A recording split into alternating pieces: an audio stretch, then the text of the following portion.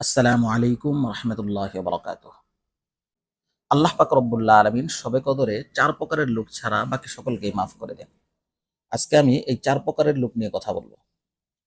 আল্লাহর নবী সাল্লাল্লাহু আলাইহি ওয়াসাল্লাম বলেন, যখন শবে কদর আসে তখন আল্লাহ পাক রব্বুল আলামিন ফেরেশতাদের এক জামাতের সাথে হযরত জিবরাইল আলাইহিস সালাতু ওয়াস সালামকে দুনিয়াতে পাঠিয়ে দেন। তার হাতে একটি সবুজ রঙের ঝান্ডা থাকে, যে ঝান্ডাটি কাবা শরীফের উপরে তারা রাখে। জিবরাইল আলাইহিস সালাতু ওয়াস সালাম তার বিশেষ ২টি পাখা সেদিন ছড়িয়ে দেন, যা শুধুমাত্র শবে কদরের রাত্রে ছড়ানো হয়। তো এই পাখা ২টি ছড়িয়ে দেওয়ার ফলে সারা পৃথিবীতে ছড়িয়ে পড়ে।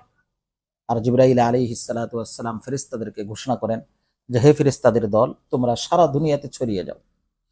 আজকে রাত্রে যারা বসে ইবাদত করতেছে, শুয়ে ইবাদত করতেছে, দাঁড়িয়ে ইবাদত করতেছে, জিকির আজকার করতেছে, দোয়া করতেছে, তাদের সাথে সালাম করো, মুসাফাহা করো এবং তাদের দোয়াতে আমিন বলতে থাকো। এভাবে ফজর পর্যন্ত চলতে থাকে। অতঃপর ফজরের সময় হয়ে গেলে জিবরাইল আলাইহিস সালাতু ওয়াস সালাম ডাক দেন, যে ও ফেরেশতাদের দল, এখন সবাই ফিরে চলো। তখন ফেরেশতারা জিজ্ঞাসা করে যে, আল্লাহ পাক রব্বুল আলামিন আল্লাহর নবী সাল্লাল্লাহু আলাইহি ওয়াসাল্লামের উম্মতের দোয়ার ব্যাপারে এবং তারা যেই জরুরত পেশ করলো সেই জরুরতের ব্যাপারে কি বললেন? তখন জিবরাইল আলাইহিস সালাতু ওয়াস সালাম বলেন যে, আল্লাহ তাআলা বিশেষ তাওয়াজ্জু দিয়েছেন আর সকলকেই মাফ করে দিয়েছেন ৪ প্রকারের লোক ব্যতীত। ১ নাম্বার হলো মদ পানে অভ্যস্ত ব্যক্তি।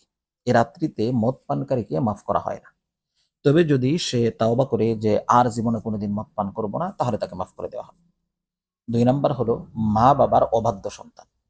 মা-বাবার অবাধ্য সন্তানকেও এ রাত্রিতে মাফ করা হয় না। বাকি সকলকে মাফ করে দেওয়া হয়।